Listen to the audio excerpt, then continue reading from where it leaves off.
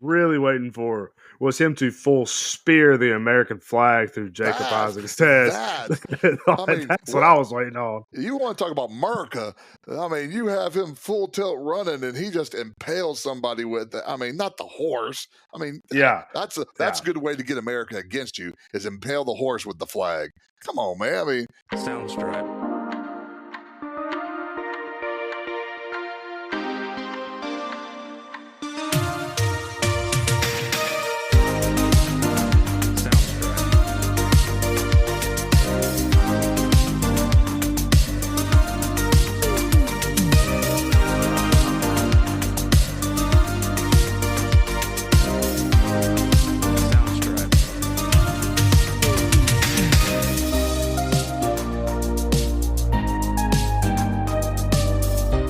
Welcome into another episode of Blockbusters, a classic movie podcast where if you're like us and you miss the days of packed movie theaters and movie stores, then this is the podcast for you.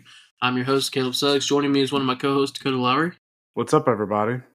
And Ernie Ferguson. Aim small, miss small. And this week, we are going into the 2000s. Mine and Dakota's generation, right? Yeah. And doing The Patriot, our first war film. I don't know if it's fitting that our first war film is a Revolutionary War film, although I guess when you look at it, there's not many Revolutionary War movies out there. I mean, most of it's World War II, and then I guess Vietnam or Civil War would be second or third. You don't get a lot of Revolutionary War films, but Ernie, you're the history guy, so you ever shown this in your class? You're a history teacher. My wife said she watched this in school. I mean, I can say it's a little, it's a war graphic film, but yeah, it's a little graphic for a school. Bro, I think. What are you talking about? All you see is a dude's head get wiped completely off by a cannonball. I don't know what you're saying. It's not graphic. Don't forget about the leg. Too. Yeah. Don't forget, the leg that went flying also, and the tomahawk that went into the forehead, the axe. Yep. No, I never showed this because I taught the second half of U.S. history, so after the Civil War. So I never showed. I may have taught this. Didn't you teach U.S. history 1 to me? I thought I was in your class for 1 and 2. No, you probably had Cosby for 1. You might. Well, there might have been a time when I did the first one. The majority of my I never had Cosby. So then you probably did. You have McDaniel? Mm-mm. Okay, so then you might. I love how we're just name dropping people that a lot of their listeners have no idea who we're talking about. Right. Well, there may have been a time that I know, like I taught world history my first year at East Lawrence. Then I know I may have taught the first half of U.S. history once or twice. I don't remember. I just know the majority of my teaching was spent with the second half of U.S. history. I guess you had to have taught me world history because we did the 7 wonders. I did the 7 wonders in your. Did we do that or the Wonder Project? Because that's two different things. No. It was part of the Wonder Project, and I did the 7 wonders of the world. Gotcha. I don't remember. Caleb, I'd had a project that basically was I wonder. I've heard about your Wonder Project. See, it was cool. It's a fun project. Hey, I'm a great teacher. Just ask me, I'll tell you. I mean, don't hear it from my students. Just ask me personally. Not cocky about it at all. No, well, I'll tell you this. I one of the things I did pride myself on being a teacher that also coached. I don't like the coaches that don't teach, that give, well, it's like anything else, where it's people that do a bad job, and that's any profession that you want to, and that gives the rest of the profession a bad name.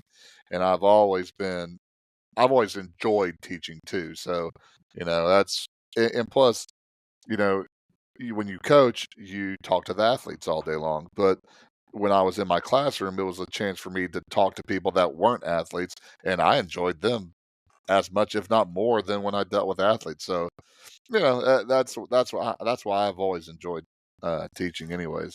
Plus, I loved my subject area too. I liked the second half of U.S. history. It was very enjoyable to me. So, well, speaking of which, yes, I would say the second half of U.S. history is in that class was always people's favorite. Again, because that includes World War II, which there's that old cliche when a man hits a certain age, he either gets really into World War II or really into, I forget what the other one is. The Maybe Roman it's Empire. Golf. I know. I thought, or was it golf? Or I thought it was like building cars or something. Yeah, Well, it's always it definitely wasn't building cars for me. I can tell you that. Well, But one is significantly cheaper than the other.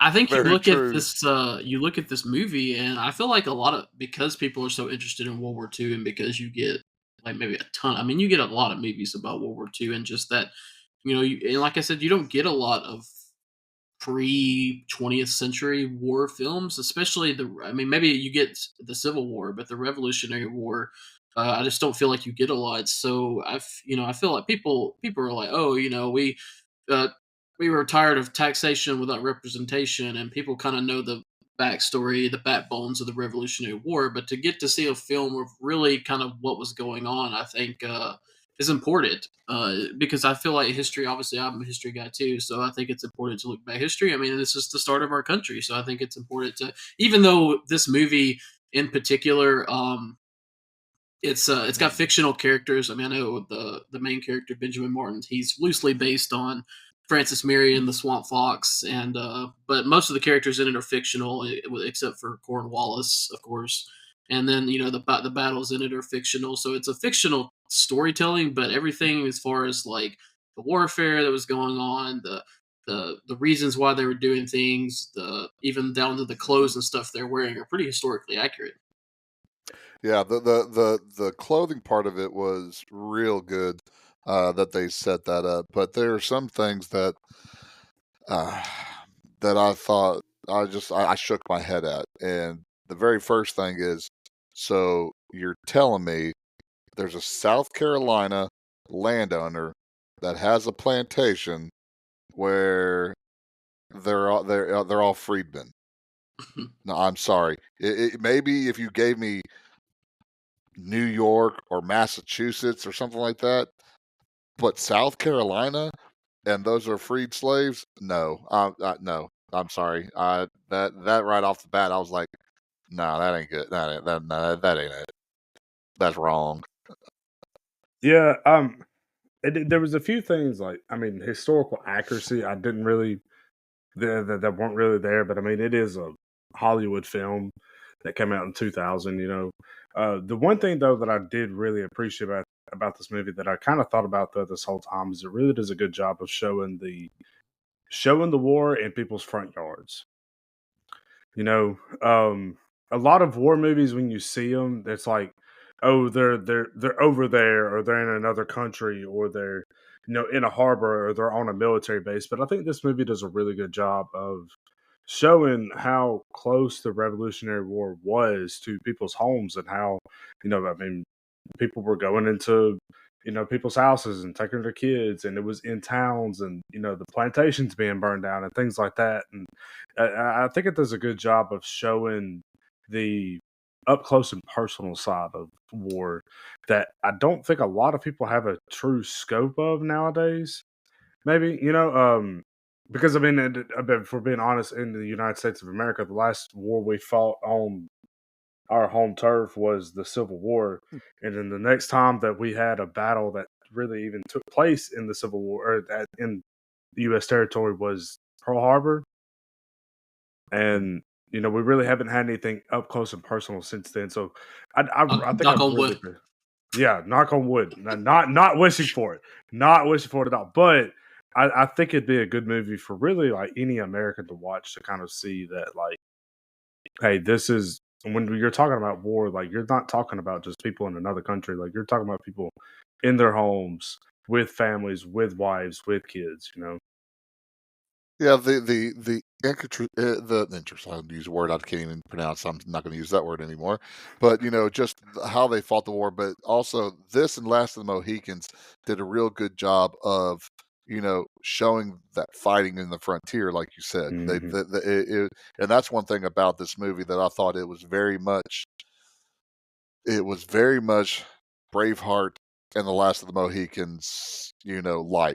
That's kind of way I felt about this movie. But you can just see, when I remember showing some stuff to kids about World War I, and you see it in the Civil War, you see it in the American Revolution, of two sides lining up across from each other and just marching straight ahead. And you're like, you gotta be kidding me. And it's like, yes, that's the way people fought. They fought straight ahead, and that's the one good thing that I thought it showed in this movie was when the Americans tried to do that, they lost. But when they started doing the guerrilla warfare type stuff, that's what kind of swung the revolution, and that's why Benjamin Martin won the Revolutionary War for the United States because he single handedly defeated the British.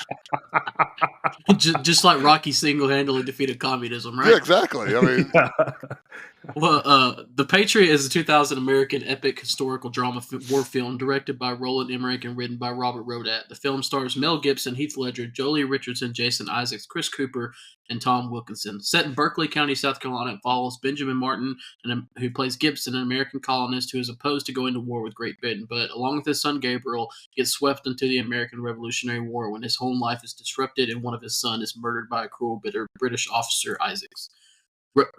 Jonathan Isaacs' character. Rodat has said Martin is a composite character based on four historical men: Andrew Pickens, Francis Marion, Daniel Morgan, and Thomas Sumter. Patriot had its world premiere in Central City on June 27, 2000, and was theatrically released in the United States on June 30, 2000. It received positive reviews from critics and grossed $215.3 million across a $110 million budget. The film generated controversy due to the themes of anti-British sentiment and was criticized by historians over its fictionalized portrayal of British figures and atrocities.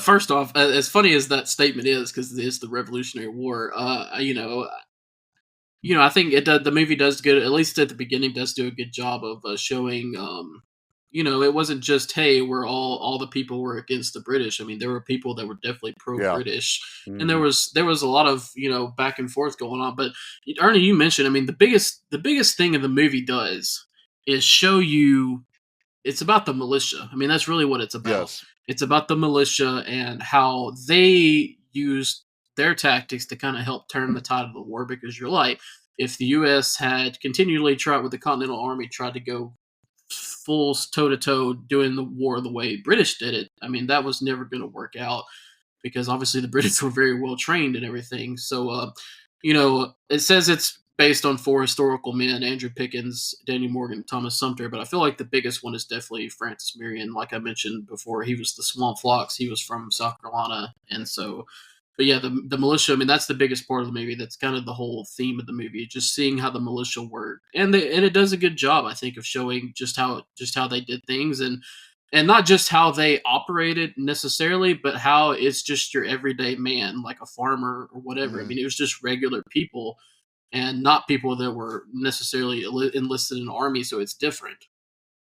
Which was very, I mean, if you contrast this, and I don't know if y'all have seen Last of the Mohicans, but if you Long time. contrast, Been a long time. but there's a part of it about, and when we talk about the militia, both parts have in the movie where the militia's family is threatened at home, and here in the Patriot, because it was the militia themselves that controlled it and the Continental Army, they basically went back home to check on their families. Whereas in the Last of the Mohicans, it was the people that were the colonists, the colonials, that were still under control of the British, and the British were like, no, the militia has to stay.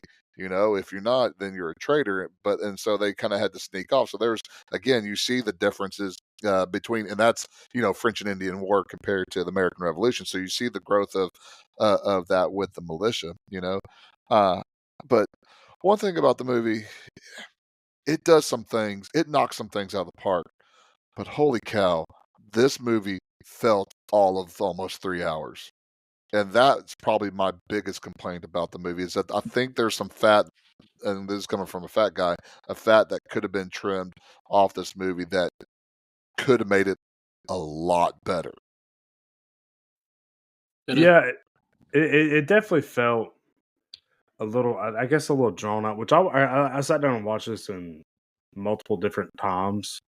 Like I didn't sit down in one cohesive time just because of time constraints, but it definitely felt long. But we were sitting there just, and some of the scenes did feel a little unnecessary. If that makes sense. Just to, Yeah. I mean, I get it's a war movie, but I don't really understand why it was as long as it was. And I I think there was a time, I think there's some redundancy also. So the first time that led Benjamin into fighting was the first son getting killed. To me, there wasn't a need to kill Heath Ledger's character because revenge was already on Mel Gibson's mind, and to me, because of course I'm a Hollywood writer, to me, this works out better if Mel Gibson dies at the end of the movie and Heath Ledger's character is the one that takes him over top. Mel Gibson's character pays for his sins of the French and Indian War, and his son is there to, you know, to pick up his mantle during the movie. It just didn't make sense for the movie to kill Heath Ledger's character so that Mel Gibson can get retribution for his killed son. Oh wait, we're already doing that. So that's that was one of the issues that I had with the movie. Was that was part of the redundancy that I thought was in the movie. Yeah, I could see what you're saying. Like with the I feel like it might have been better if, because I mean Heath Ledger gets married, and then in the next scene they're killing his wife. You know, um, I feel like that they easily could have taken her and set her aside, and then had Heath Ledger had his come up, because like Mel Gibson's character has lived his entire life. He had a marriage. His wife unfortunately passed away. He's had his kids and everything, but like you know they could have had this young couple that comes up and had them have the happy ending, and had him have the revenge for his father and avenge his father's death, and and have them have the happy ending. Instead, they give Mel Gibson another wife, and then move him back to his plantation where it's being rebuilt, and then basically give him the second happy ending all over again. Like I see what you're saying with that. Yeah. Don't. It's not just a wife; it's the sister of his previous wife. Yeah, I'm just, But yeah. look, at the end, what at the end of the day, all of this is building towards making Jason Isaacs as hated of a character as you can possibly do, because he obviously Is this Malfoy, yeah. Lucius?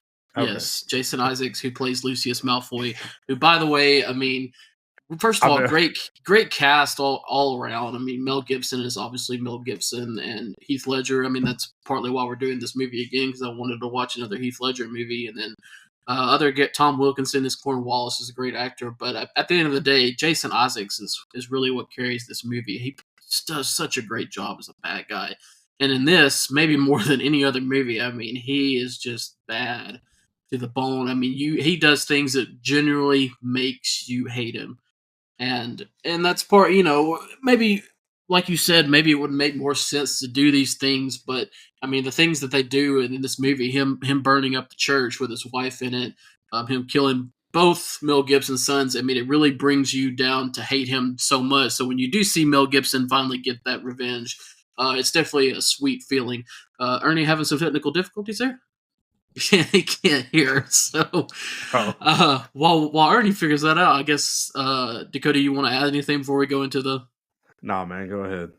All right. So in 1776, during the American Revolutionary War, Benjamin Martin, a French and Indian War veteran and a widower with 7 children, is called to Charlestown to vote in the South Carolina General Assembly on a levy supporting the Continental Army. Benjamin abstains, fearing war against Great Britain and not wanting to force others to fight when Benjamin himself would not. Still, the vote passes, and Benjamin's oldest son, Gabriel, joins the Continental Army against his father's wishes.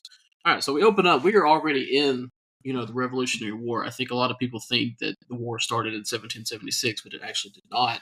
I mean, we're already in it, and they've already fought. I mean, you had the general. I forget what his name is, but the general friend of Benjamin Martin, who's at the meeting. Here talking about Bunker Hill, which is obviously a very key battle in the Revolutionary War. So we're already in the thick of it, and so now you're here. You got this. South Carolina. Are they going to be the ones to kind of join in the support. And like I said earlier, the film does a great job of kind of painting different viewpoints. Not everybody was pro kicking, going to war with Britain, and there's different reasons. Some were pro Britain, like the one guy. Again, I can't remember his name either. Adam Baldwin was the Yeah. actor. Yeah.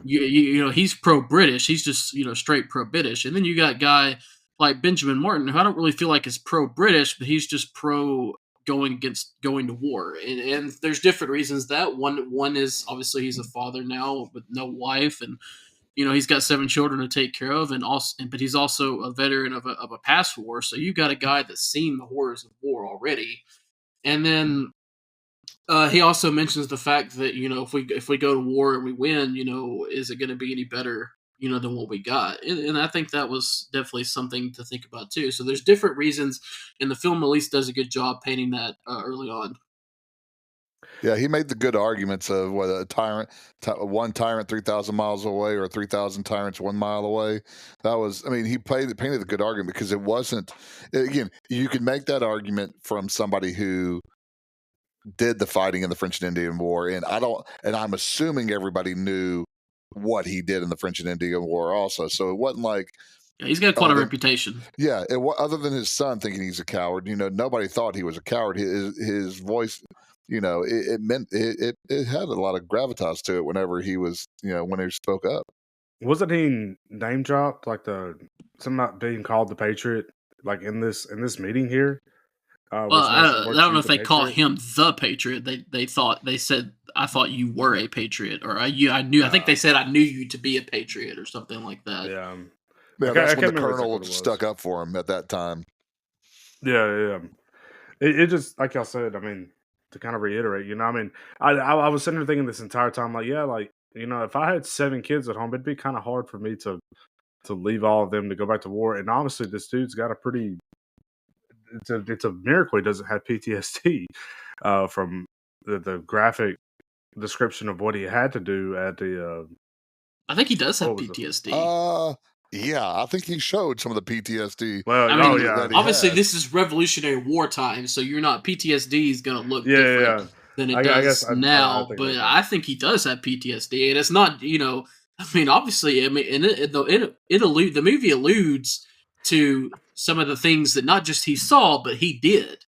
To the whole movie, and then finally we get, we kind of find out later in the movie. So this is a man that's been through a lot, both both because of his sins. Well, the movie opens up literally with him saying, "I always feared my sins would come back to," or so. I forget what the whole phrase is, but that's a big weight that hangs over the entire movie. Which here's one of the things also is they painted him as as all these things that had been wrong to his family and that he's getting revenge for his family, but he wasn't the only one. That's one like the French commander or soldier or whatever. He talked about watching the boat with his wife and children on it being burned.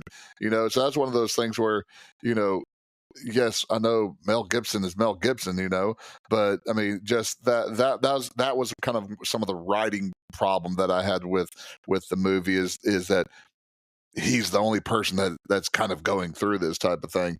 And that's one of those things just kind of soured it a little bit. But I'll tell you what, though, and we'll see this as the movie, the little kids themselves, the littlest girl and the 2 younger sons, the emotions that they show in this movie as we go along were better than Heath Ledger and better than Mel Gibson for the most part, and it was very, very interesting to see the children actors do what they did as we get to that later on. Well, 4 years later in 1780, Charlestown falls to the British Army and a wounded Gabriel returns home carrying rebel dispatches. The Martins care for wounded British and American soldiers before British dragoons arrive, led by Colonel William Tavington. Tavington press gangs the Martins, African-American former slaves, into the army and arrests Gabriel as a spy. Gabriel's brother Thomas tries to free him, but Tavington kills Thomas, then orders the Martins' house burned and all the wounded Americans executed. After the British leave, Benjamin and his 2 younger sons ambush the British convoy transporting Gabriel. Benjamin skillfully but brutally slaughters all but one of the soldiers in front of his children. The survivor tells Tavington of the attack, earning Benjamin the Ghost moniker. So there's a lot to unpack right there. but like I said, I mean, we jump 4 years into the future, and we get kind of like some flashbacks, and we get Gabriel's writing a letter to his family. And in the letter, it kind of just shows some things like them going through the war. And again, like we mentioned earlier, it shows basically just the inexperience of the Continental Army and just how them trying to fight the British at their own game was just not working out well.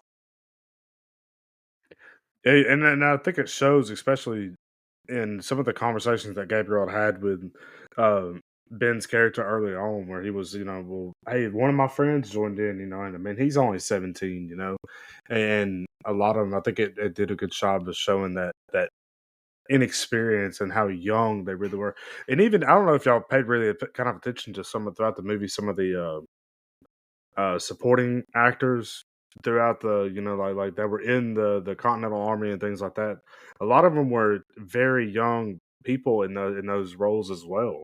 And I think that was one of those details that I picked up on that I really thought was really cool.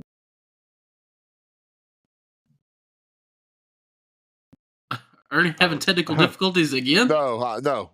I just I'm waiting to jump to the scene. This is what I was kind of waiting for. Oh, gotcha. The scene. The scene. So I guess the scene we're talking about, we get the war that you mentioned earlier, Dakota. It comes to the doorstep. Yeah. And again, it just it shows you kind of the horrors of what we were facing here. You got, they hear it off in the distance, and then, Benjamin's kind of trying to reassure his children, like, oh, they're miles away. They're actually going in the other direction. And then here comes the whole battle right there in their front yard. But yeah, I mean, so then we get, we get Colonel Tavington, Jason Isaacs' character. We get him coming in, and man, what an impact he makes at the beginning. I mean, he is ruthless, he is brutal, and obviously he kills Benjamin's son. Now, granted, Benjamin's son basically asked for it. I don't know what his plan was. Let me go attack some British soldiers and tell my brother to run. Like, I'm sure that'll work. Like, they can't just gun him down. So I don't really know what his plan was. Maybe you should have listened to Dad a little bit more. But yeah, I mean, just still to kill not just an unarmed civilian but a kid. The brutality of Tavington is apparent very early, Ernest. Yeah, you can see how Jason Isaacs later on in Harry Potter that this is those characters are like intertwined here with just the pure hatred of the other side, and the willingness to do whatever, unlike Malfoy in the Harry Potter movies. I don't necessarily see Tavington as a coward. I just see him as a deranged lunatic. Just he's one of these things where, well, once Ben goes off the deep end, they're not too far away from each other as how they act. Because it took Gabriel to talk Ben down from killing from soldiers that gave up and things of that nature. So I mean, you see two guys who are on the opposite sides that are not too far away from being identical to each other, because Tavington was probably very close to the way Ben was in the French and Indian War. Yeah, I mean, it's almost like Benjamin's an addict. I don't know if that's the best way to describe it, but it's kind of what comes to mind, because it's it feels like he knows that he's capable of these things, and he's trying so hard to just stay out of it. Like, I'm just staying out of it. I'm staying with my family. I'm being a good father. I'm working the farm. Like, I'm not a part of this. And then here we go. He kills his son. All right, now I'm in it now, and he goes and just absolutely wrecks this convoy. And again, showing the kind of the militia, the very early beginnings of guerrilla warfare, with the way that he attacks them, and I love the fact that they kept one soldier alive. They could have just easily just massacred, but they kept one soldier alive for him to kind of retell the story later. And I love just hearing him say it, like he was everywhere. It was like it was almost like they were fighting a whole army, but they're fighting one man, but he was everywhere. And so showing that fighting style. But again, once he was in it, like you said, and he's kind of reverting back to the way he was. And you're right. I mean, it's almost like opposite sides of the same coin. Yeah. He was just as ruthless and brutal, and luckily, he has kind of his family and stuff to kind of, at least in the movie, bring him back at times from the abyss almost, and not completely go to that dark side. But he still definitely he toes the line a lot in the movie. Yeah, and that's that's the thing. The whole action sequence, of that quote unquote ambush. First of all, you have the two little kids that were shooting, which is played off a little bit twice. One with those little kids, but then also goes back to what Heath Ledger said about how he was trained by his dad. That was so you can tell that they were trained for something like this. But then he just goes ham. I mean, the expression on his face when he's done, they stand up. You have the back of Mel Gibson. He turns around. He's blood soaked, and you just see the expression on his face as he's turning around, looking at the guy that was holding Gabriel, to gunpoint. That was probably one of my favorite cinematic parts of the movie, and it's one of those things where I had to put down, okay, this is not a Marvel superhero, so don't look at it like this. Just enjoy the movie. Don't worry about the storytelling, Ernie. Watch what you're just enjoy what you're watching, because it was enjoyable to watch somebody get butchered, but it was enjoyable the transition that you get from Mel Gibson, because he has told you that he has seen the wars. He's told you that he's going to be paying for his sins, and you're like, what is he talking about? What could he really do something that bad? And then he just goes off. Yeah, I think especially in this scene with the kids and the kids being able to shoot, and especially with Heath Ledger and all that, with them being played off. I think that's the way that I took it, was that's kind of a little bit of that crazy undershowing.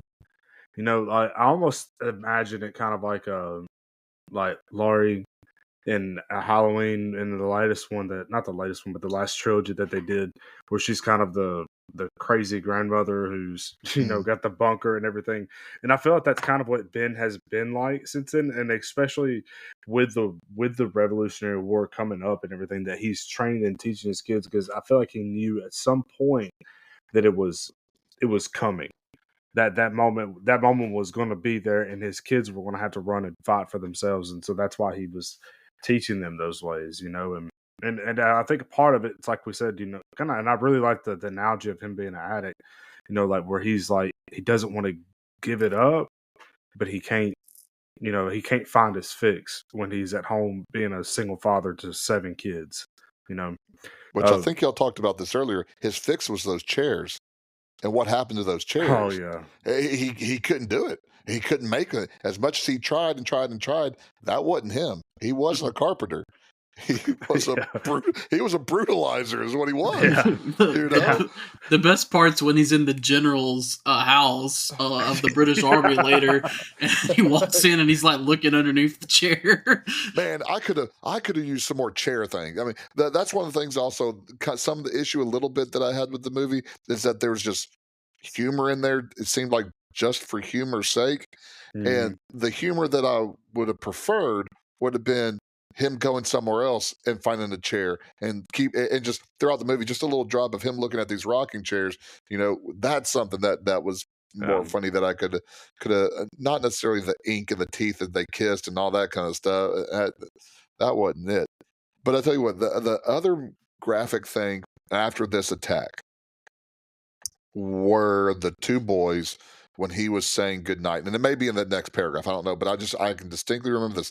The one kid who said he kind of enjoyed killing the guys, but what was sad was the other one that recoiled at Benjamin's touch. Because again, Benjamin has now given his PTSD to his kids in 2 different ways. And it was just one of those things that when I saw the younger son just recoil, that's one of those heartbreaking type of things to be able to see. Well, as being a kid of somebody who was in the military, you know, you disassociate with your parents. You know, I mean, and especially at their age, even to an extent at like 15 years old, you know, your dad is still this person who's up on a pedestal, who's perfect and done no wrong and could do Yeah. no wrong and knows how to do everything, and and especially in the two scenes that we talked about here, the one where they're down at the creek and the Mel Gibson turns around and he sees his kid standing there. And then in the other scene that we're talking about here with the one kid that says that he enjoys it, and then the other one that recoils from him, there comes a moment, and I can distinctly remember this moment that when it took place when I was a kid, where you found out that like, oh wow, my dad's killed people, Hmm. and it sticks with you, and it changes your perception of your parents, and there's a lot. There's a lot with the kids and their interactions with Mel Gibson's character that take place throughout this whole thing that as being a kid of somebody who was deployed into a war and was there, I thought they did a really good job of, especially, and I know we'll get to this later on, but especially with Susan Mm-hmm. when they get to the beach and you know, or they're traveling, and you know, she finally talks for the first time and she says that she hates him, you Mm. know, like, or even that when they get there and she's distant from him the entire time, that you know, the entire week that he's there, then when he finally goes to leave, that she breaks down in tears, you know. Like, I can remember being a kid and I can remember, you know, being at the airport, or you know, being there as my dad is about to leave, and just like being distant, because like to 7 years old, you know, or you know, at 11 years old, you know, a year is a long time. It's an unfathomable amount of time, Yeah. you know, and having that, just being that distance there, and then when they do come back, not knowing how to interact with them and not knowing what to say, and not, I think they did a really good job with her character, displaying that, and I, you know what, kudos to that young actress, because Mm-hmm. even when she did break down and ran up to Mm. him, like, I honestly, me and Kamei were sitting there talking, and we both kind of teared up because Kamei's sitting there talking about her and how, you know, just seeing that, and I'm like, you know what, no, like, I remember that moment when it happened with my dad. When, you know, he came home to visit for a weekend, and then all of a sudden he had to go back. You know, like they did a great job of that, and that actress did a great job in it. And that's one thing I'll talk about this movie, that sometimes the movie hits home runs. You know, Mhm. I think the creek scene was a home run. The kids in the bed were a home run, and the Susan at the end when he's going back again to go fight, and tells him, "Is there anything? I'll do anything to keep you to stay." I mean, as a father, I'm just like going, "Oh my gosh, don't go off to war."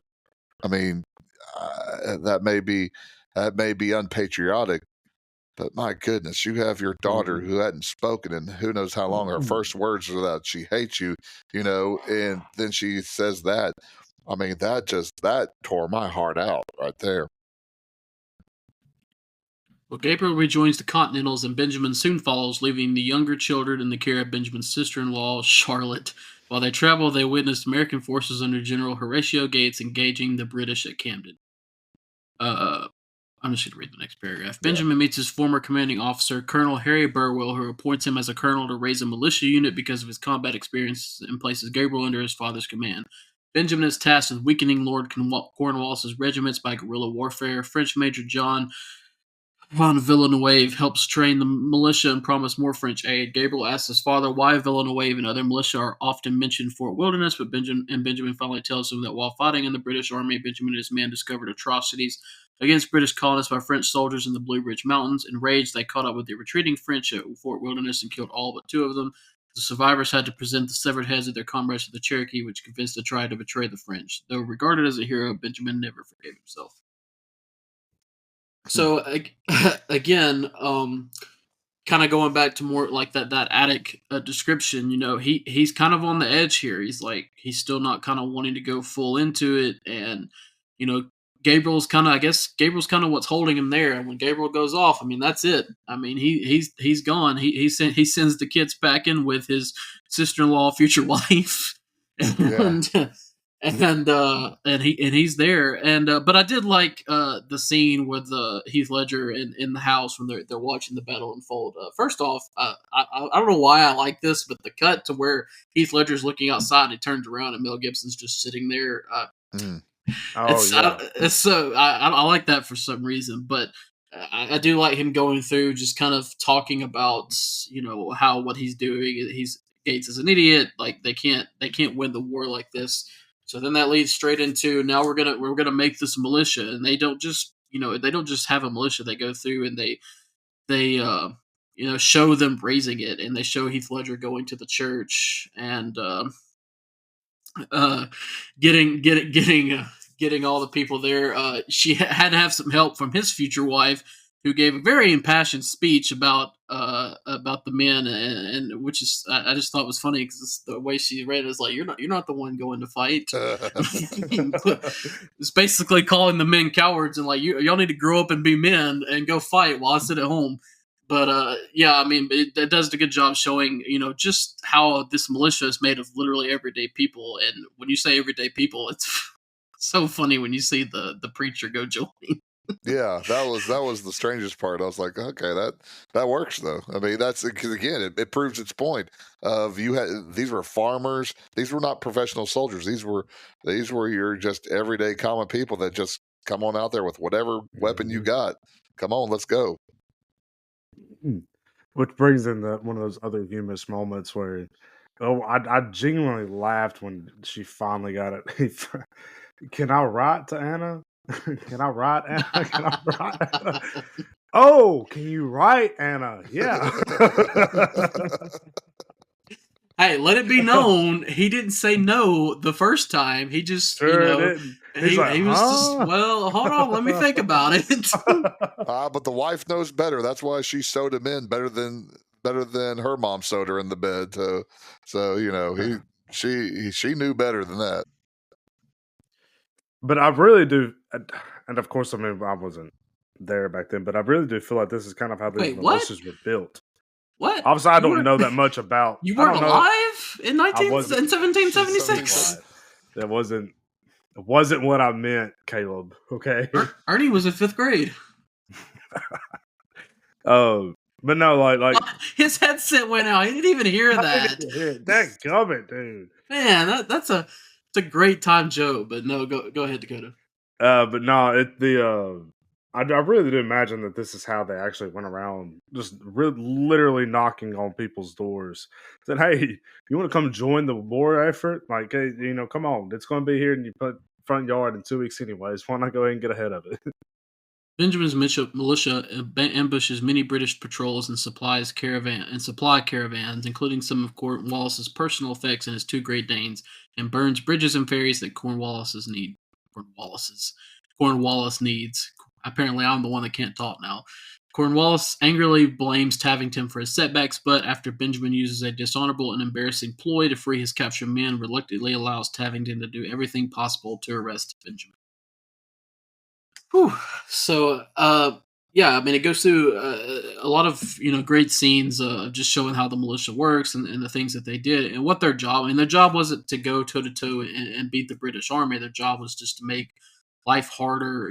Blowing up patrols and supply ships. And the scene at the party where they're looking and the ship just blows up. And my favorite part of that is you see Tavington is just kind of like he just downs his alcohol. But showing the role of the militia and what they did and what they were good at, and but I mean, this is definitely a turning point in the movie because at this point, Cornwallis is trying to rein Tavington in because again, I mean, and he even mentions that he's like, we win this war, we're gonna try to reestablish commerce, with these people, so we're not trying to be these evil, just ruthless, I see them as our enemy and only our enemy. We still, we don't want to win the war, but we want to, we're not trying to. We want them to still be, our people when we're done. But he gets embarrassed and he throws that out the window pretty quickly. Yeah, I think this kind of shows Ben's ingenuity at this moment.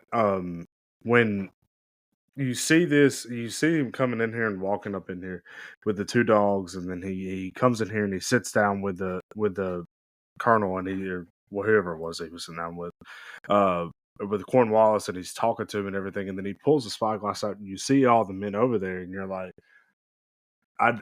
I'm sitting here like, yeah, I don't really remember him keeping that many people alive during all that, you know. Um, but I think it really shows his ingenuity and his ability to be able to work around sticky situations and to be able to like kind of think by the just kind of fly by the seat of his pants and think on the fly. I also like the tense exchange between Ben and Tavington too. Where Tavington talks about killing his son, and he's trying to get Ben to try to strike up the fight right then and there, and so and that's where Ben promises to kill him, and he's like, "Why not now?" So I like that. Again, that showed. I mean, Tavington and Ben had good chemistry together when they were on screen. And I liked that. And Tavington, I guess, really wanted Ohio also during this time. Tell me about Ohio.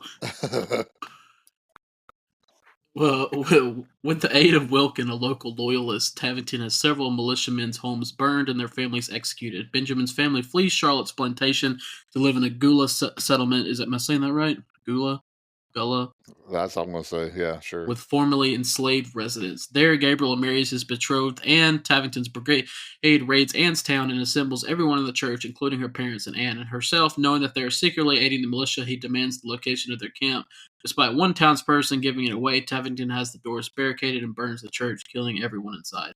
Upon discovering the tragedy, Gabriel and several other soldiers attack Tavington's encampment for revenge, where Tavington kills Gabriel before fleeing. A grieving Benjamin contemplates desertion, but after seeing the American flag Gabriel repaired, he is reminded of the son's patriotic dedication and decides to rejoin the others. All right, so again, another big paragraph with a lot to unpack. So you see, the regular army you're fighting. I mean, that's just that's the regular army. You fight the soldiers. You're not worried. But I mean, the militia is a little different, and you see this. They start, they use underhanded tactics. They go after their families. They burn their houses. You see the one scene. It's a rough scene to watch where they go and you see the guy and he sees his wife and his child there dead on the ground. Then he commits suicide. I mean that's tough to watch. And so I mean to just kind of see it turned upside down and see that the underhanded tactics and the church burning scene is tough too. I mean. For some reason, when I was rewatching this, because it had been a little while since I'd seen it, I felt for some reason I was like, "Oh, someone's going to come in and save them," and then I remembered, "Oh no, they do not. They burn to the ground, and that's tough." But it shows you. I mean, when they go off on their own to go track them down, I mean, this isn't your regular. They're all farmers, and they're going to go get their revenge. Well, here's the one thing too about warfare that I think kind of civilians we don't understand, especially at this point in time.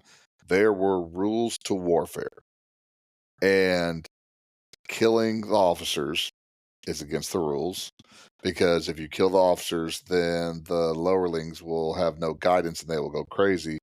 Guerrilla warfare was against the rules.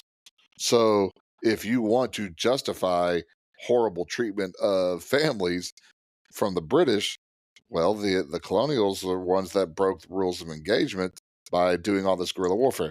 Now, it's not two rights, two wrongs, but that it is where you look at war, and war is messy, and you see that, and again, heartbreak, the heartbreak scenes. This movie does a pretty decent job. Like you said, the suicide scene was absolutely heartbreaking. And then the church scene too, both those back to back, so close together, it just was absolutely heartbreaking.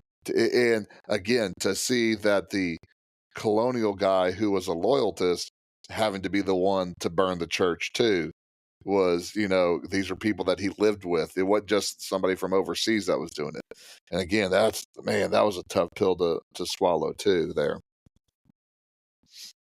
Yeah, and that was one of those, especially the loyalists who had to burn it down. I love his expressions in those and in that moment where he sees it, and like we've talked about the weight of all this, and just the war path that Tavington was on. Hmm. Going to each of the homes and burning each of the homes down, and just killing anybody who was there, really. And it was just it really is kind of a heavy scene, and you really can't blame Gabriel right there at the end when he finds out that his newly wedded wife had just been murdered by this guy to take off after him. I mean, I guess it runs in the family. So It's at this point though that we get. I'm sorry. Go ahead. No, go ahead. You're going. I was gonna say we get what I think is at least my favorite line of the whole movie, and it's when after Heath Ledger has been killed and Benjamin's kind of in mourning back at their camp. You see the colonel come in and he says something about getting revenge or something like that. Like, we'll make his sacrifice worth it. And then Benjamin says, "Why do men feel like they could justify death?" That's a powerful statement. And unfortunately, here we are, over 250 years later, something like that, and we're still going through this. But I mean, that's just a part of. I mean, wars have gone on for centuries, and apparently, people still try to feel like they could justify that sacrifice. And but that quote really got to me. Yeah, I mean, people can explain why we have a military for many different reasons, whether it's for defensive reasons, offensive reasons, for our values, your values, stuff like that. But we as humankind, that goes back to the great debate of Locke and I think it's Montesquieu about, are humans naturally good or are they naturally evil? And it's the easiest thing to say is that we are naturally evil. Without laws or anything like that, how would we react? Well, that they made a movie about that, and it's called The Purge. I did want to go back though, and because at the very beginning of this paragraph is what y'all were talking about earlier with Susan and everything. And first of all, I definitely the scene where she breaks down or says, starts, don't go, like, I'll say anything. That hit home to me for, obviously I'm not going to war or anything, or hope not, but my son right now is not talking very much, so he's in speech therapy and stuff. So I would kill to be able to hear him say something like that. So that definitely hit home. But I did want to ask. I mean, and obviously she's a kid and everything, but out of all the kids, why? I mean, what has he done for her to be like, I hate him? Is it just the fact that he was gone? I mean, she's a young girl. Her mother's already died, Yeah. and she's not there. Or the person Yeah. who Okay. he's always known. I'm assuming that the mother probably died when she was really young, and she probably doesn't remember him. And then he leaves. And there was no. It was just sudden. There was no discussion. There was no, hey, your entire life is uprooted. The home you've lived in your entire life is destroyed, burned to the ground. Now you're living with your aunt who you really don't know. You only see a couple times a year. Here, you go live with her. And now, I'm gone and I'm not there anymore. And all of that frustration comes out somewhere. And especially in a 5-6 year old kid who's not emotionally intelligent, that comes out directed at their dad. And I think Dakota said it right. That's her security blanket. I mean, you lost your mom, so dad is your security blanket, and now you've already seen one of your brothers killed. Also, again, you're talking about traumatic stuff, and so I can kind of see that's the only way she knows how to act is just to lash out, because it's maybe her, or it could be his fault because he didn't go fight in the beginning. Yeah. Again, trying to rationalize a 6-year-old is it's hard enough. Yeah, makes sense. All right, well, Martin devises a battlefield tactic that uses Cornwallis' own pride against him. Martin's militia joins the Continental Army regiment and confronts Cornwallis' troops at Cowpens. Benjamin and Tavington engage in personal combat. Tavington wounds Benjamin and prepares to deliver the coup de grace. At the last second, Benjamin dodges the attack and impales Tavington twice, killing him. The battle becomes a Continental victory, and Cornwallis retreats. Cornwallis is finally besieged at Yorktown, where a subordinate surrenders to the American French forces. Afterwards, Benjamin returns to his family and discovers that his former militia has rebuilt his homestead in honor of Gabriel's dream of building a new world. We might have to retreat it back and talk about Gabriel's death. Yeah, I guess that's an important part of the movie. I forgot all about that. But and that's one of those things. I'm like, it's one of those things where I hate in movies. All right, you shot the guy. So let's take the smallest knife we could possibly have, stare, and slow walk. Did you not learn anything from your dad? You need to pounce and just chop him up into little bitty pieces and mail him off to the wide worlds of the farthest parts of the world. But he slow walks it, and I'm just like, come on now. Which again, this goes back to also where this is the scene I think they can cut.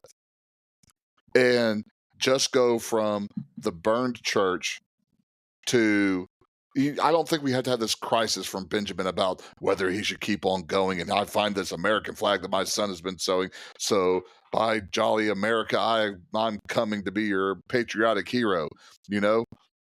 That seems to me, he already had his first son get killed. Now he sees his next son's wife be killed, who it can remind him of losing his wife. So that is your extra push for Ben, and not, I lost two sons. I just, and again, that way we lead to this battle, which again, you're not going to kill Mel Gibson off in 2000. But to me, it makes for a better story with Mel Gibson dying and then his son getting the revenge at the end of the movie. But that's just, that's kind of my thought on that. Yeah, I think you said it. I mean, at the end of the day, yes. From a writing standpoint, maybe if we're trying to make the perfect movie, it makes sense to do it the way you. But like you said, this is Mel Gibson in 2000. Yeah.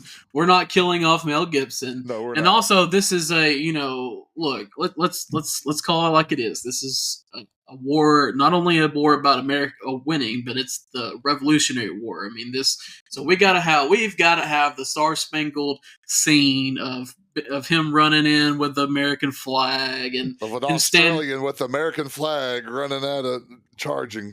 Yeah, I mean, we got to have that. So, like you said, if we're trying to make the perfect movie, it probably makes more sense to do it the way you said. But I mean, this is it is what it is. We also have to differ from Braveheart, where he died at the end of Braveheart. So, because we can't make this completely Braveheart and Revolutionary Times. So we got to change it up just a tad. And they did that in Braveheart, and they were like, we can't do that again. This is Mel Gibson. Mel Gibson, we don't want to typecast you in that type of stuff, But, again, the hokey part of it with grabbing the American flag, and that's what led him to do all that kind of stuff. I was like, that's one of those things. I was like, I'm not a big fan of that. So then we get to the final battle. First off, Dakota, you're the marching band guy. Could you imagine being your role in the army is just to walk and play the drums and the flute in the front lines? To be fair, the drum is very important. It's my understanding, especially during this time period. I mean, you have to think there's cannons going off around you, there's gunshots going off around you. You're not going to hear one guy yelling over everything, giving orders, but you can hear a snare drum that is extremely loud. So they would they would have intentional beats that would be for each individual order. Like when he says to shoulder your rifles or whatever it was, he would have a specific, pattern that would go to it. When he told him to fire, he'd have one that went to it, and that was the role. The flute, I have no idea about the flute, but the drum played a role in where they were, it was more of a communication thing. did not know that. So I mean, that's okay. that's a pretty. I honestly didn't know that. That's a pretty cool fact. So that completely changes my viewpoint on that. But yeah, that's But pretty I interesting. still don't want to be. I Actually, still don't want to be the drummer. no, I no, don't want no, to be the guy no, playing the I don't flute, want to be the drummer. No. no. You see, or the flag bearer. You know, I mean, the one flute Yeah. guy's got a wrap around head. Looks like he's got like a gunshot wound on his head. Here he is in the front line playing the flute, like it's bleeding through the bandage. And I'm like, can we not get somebody else to play the flute out there? He's the only one who knows how, Suggs, and you know how important that is for morale. Here's the. kind of like the violin players on the Titanic. We got to keep on playing even if the ship is going down. Yeah. I feel like that's a little bit different because I mean they knew they were going down regardless. Might as well play some music to it. We're sitting Give over a here little- next to Farmer Brown and Trader little Joe over soundtrack. here. Yeah, like Hey, they're we're- going we're- down. they're gonna let the women and the children and the rich guys go first. I mean we're kind of screwed. Let's just play. But the final battle though. Like it's cool to see because you have the militia like they don't think the militia, which I guess it kind of makes sense, but I feel like Cornwallis, who is a great general or historically speaking, and they even talk about that in the movie. You see where Benjamin reads through his books and his memoirs, and he said, he knows more about warfare than we can learn in 10 lifetimes or something like that. So the whole thing where it's like, oh, we're gonna come out and then we're gonna retreat and then they're just gonna send their guys over this hill. Did you not think there would be more troops there? I don't, maybe, Yeah, it's one of those things where it's like, okay, and maybe we're not reading too many. Like it's a Hollywood movie. yeah. I mean, just like, are the dogs really going to follow Mel Gibson? Where they get scraps as far as where with their Cornwallis, they get probably any food that they want. So I mean, it's one of those things where he just happens to get these ledgers of Cornwallis and he reads up on them and he understands his opponent. I'm like, nah, okay, whatever. But it is what it is. But you got to have some way to that's the same. Is that the same way that happened in Braveheart too? I think it is. It's been so long since I've seen Braveheart. Where they entice somebody to come in because they always talk about how they always run away, and then somebody, is. That's the same. So again, I feel like I can buy it more in Braveheart though than I can buy it here. I mean, you're talking about this general that's supposed to be a master of warfare. Well, that goes back to don't ever underestimate your opponent. I think the Vegas odds makers were not high on the colonials beating the British at this time. People were making wagers, and other than the French, everybody else was going with the British, and they lost out on that money. But then FanDuel's had that right there. The good thing about the Revolutionary War is, unlike if it's a World War II where you're not going to be having a lot of hand-to-hand combat, we can get this final showdown between Benjamin and Tavington in some hand-to-hand action. It kills me that look, because he's going to shoot him at first and then he gets bumped and he shoots him in the shoulder. But that look of he gives him and he's like, all right, I'll do this the old-fashioned way. It was pretty cool. But, after everything Tavington had done in the movie, it was still a satisfying end to see his, demise. Yeah, I'm sorry. Tavington wore Benjamin out. He wore him out. And I guess Benjamin used his spidey senses or something like that to know when to duck. He knew exactly when that sword was coming. Give me something better than that. I buy it.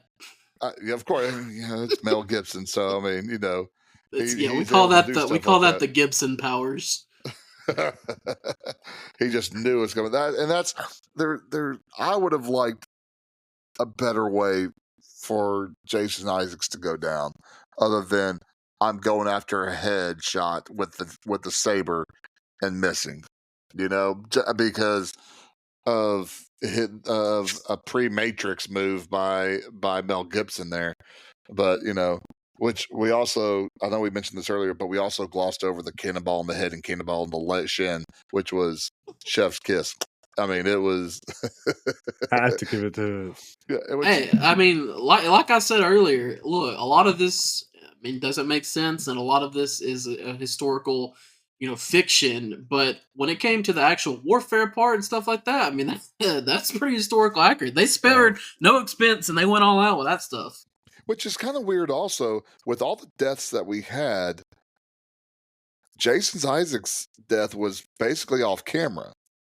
It shows him through the bayonet through the neck, but you would think with again that axe that went through the guy's forehead, a cannonball blows the guy's head off. That again, not that I am saying that more blood and guts and gore needed to happen, but it just was kind of weird that as much violence that was shown throughout the whole entire movie that they toned it back then. Yeah, I think I would the whole scene where he's on his knees and facing away from him. I was really waiting for the sword to come through his chest. Like I was, I was waiting for it, and I didn't really buy it. I wasn't there for it. I feel like the little toy that he melted down, the little thing, and him, looking at it, and then him shooting him with it, that would have been a much better ending in my eyes.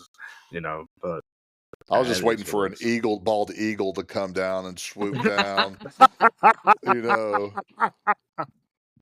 Real American hero type of thing. G.I. Joe. No, I'll tell you what I was really waiting for was him to full spear the American flag through Jacob Isaac's chest. That's what I was waiting on. You want to talk about America? I mean, you have him full tilt running, and he just impales somebody with it. I mean, not the horse. I mean, that's a good way to get America against you is impale the horse with the flag. Come on, man. I mean, you already did some Matrix stuff at the end of this. Why not Matrix stuff and just stab and jump, cartwheel, Euro step, and then put the flag in his chest? And kudos to him. And kudos to him for outstepping that horse because, I mean, dude, like, to be able to plant that flag enough to stop that horse in its tracks and then get out of the way, like, come on, man. Only Mel Gibson can do that. Yeah, it's just a typical Tuesday for him. The movie closes. You're at the Battle of Yorktown. Historically accurate. At least they did. The whole thing with him, his subordinates surrendering the sword is true. That's a historically accurate fact. So at least they threw in some accuracy there for us.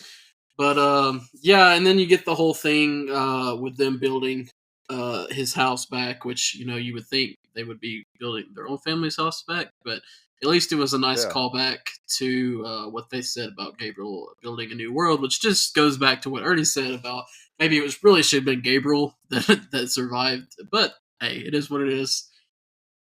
Mel Gibson ain't going out like that. Nope. Gabriel and his wife surviving makes so much more sense than Mel Gibson surviving and living another happy life. But see, I don't have sister-in-law / wife.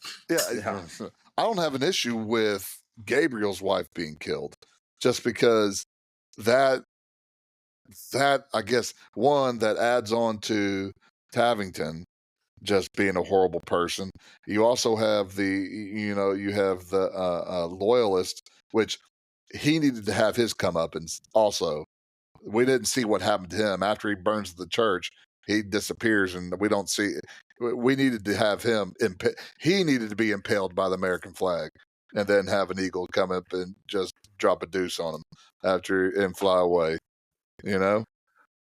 Patriotic right there. All right, America. So that brings us to the end of the reading of the movie. Anything to add, guys, before we go into the rankings part? Just go see Last of Mohicans and Braveheart and put them together. Apparently, we just watched Braveheart, so what's the point? Hey. And it's 3 hours also. Don't tempt me. I'll go watch Braveheart too. Braveheart 2. There's a sequel. Yeah, we just watched it. Braveheart. It's called The Patriot. It takes place. I don't know how many years. I don't know what year. I forgot what year Braveheart takes place in, but we just watched. I think there is a sequel. I think Robert the Bruce. I think they did have the guy who played Robert the Bruce. I think they did have a sequel to it where that same actor played Robert the Bruce like afterwards, which Unless it has Mel Gibson coming back and I mean he'd have to tuck his entrails back in. I mean after they pull them all out. shoot, look, if Fast and Furious has taught us anything, we can bring back any character.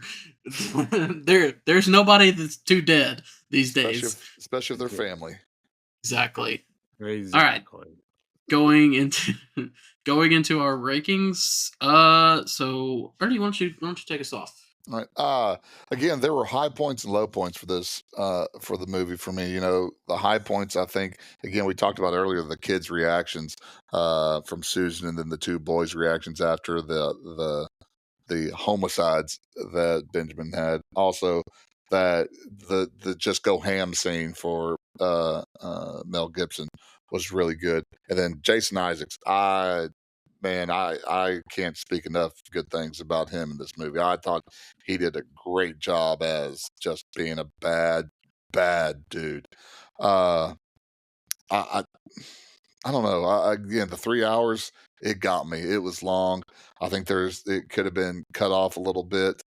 I enjoyed it. I probably won't watch it again. So for me, I'm giving it a 7.75. All right, Dakota.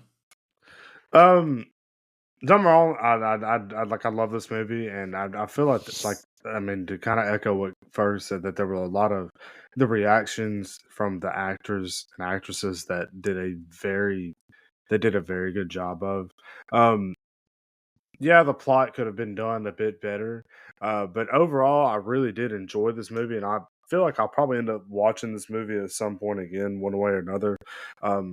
Overall, I really enjoyed it, which of course I like war movies and I like history as well. So I think I'm going to give this an 8.5. Yeah. So obviously this was my pick. I don't know if I said that when we started the podcast, but this was my pick. And hearing what you had to say, Ernie, I think it holds some weight. Just with the plot and everything. I think there's some stuff to that. So maybe I do bump my score down a little bit. But at the end of the day, I'm the son of Jamie Suggs, and I definitely love history. Do not know near as much about it as he does, but I still love it, and he's definitely put that love of history into me, and also love Mel Gibson. Watch pretty much anything with him in it, and like you said, Jason Isaacs is just so great. I mean, Jason Isaacs is just one of those guys. He's like the actress that also, ironically, is in Harry Potter, the actress that plays Dolores Umbridge. I mean, he's just good at making you. I mean, there's people that play good bad guys, and then there's people that are just good at making you hate them, and he's very good at that. And this he does a fantastic job in this. Look, I mean, is this movie historically accurate? No, but it's still pretty fun to watch, and I enjoy it. And I think I'm going to echo Dakota and give it 8.5. So that's two 8.5s from me and Dakota, and a 7.75 from Ernie. That averages out to an 8.25. Ernie, where does that put us on our rankings? That'll be Hold on, that's 17th by itself. So it'll have Batman and First Blood above it, and then Friday Night Lights, Bad Boys, and 10 Things I Hate About You below it. Are you questioning the math? Yeah, I am. The math is right, see? You can see it on this. The spreadsheet has it as 8.25. Yeah, I got it right. Yeah, I guess. I know I'm a terrible math student, but the calculator is usually pretty right. No, so I trust the calculator. So it's a quarter higher, or a quarter below the higher score, and then half a point. Yeah, it makes sense. Yeah, good, because your English just didn't make sense right then. I was running through my mind. I didn't know how to explain what I was trying to think. I was thinking it was 8.3 repeating, but I was obviously wrong. All right, so 8.25. Ernie just went through what movies that place that at 17th, what movies that's above and below. If you would like to see our full rankings list, you can go check out our website. It's podpage.com/classicblockbusters. That's podpage.com/classicblockbusters. Got our rankings on there, our episodes with nice little movie posters, and plenty of other stuff. Ernie does a good job at that. We thank him for that. We've got our Facebook page as well. If you would like to see that, it's Blockbusters, a classic movie podcast. We post the episodes on there as well. Catch us on Apple Podcasts, Spotify, or YouTube. We apologize if this episode has been a little wishy-washy. We had some technical difficulties, but hopefully, it happened. We're not professionals by any means, so it happens from time to time. But again, we apologize for that. And next week is Dakota's pick. It sure is. And crossing my fingers, praying. Praying. Good Lord. Well, hey, look, we never know what we've been through. What your picks are like the roller coasters, and I don't like roller coasters. There's history there. So, y'all. Hey, you keep me on the edge of my seat. I'll give you that. Well, that's good. I think I've looked at all the movies that we've already done. We've done a ton of 90s movies. We've done a ton of 80s movies, but we haven't done a lot of 70s movies. So I think we're going to go back to 1976 and do Rocky. Rocky.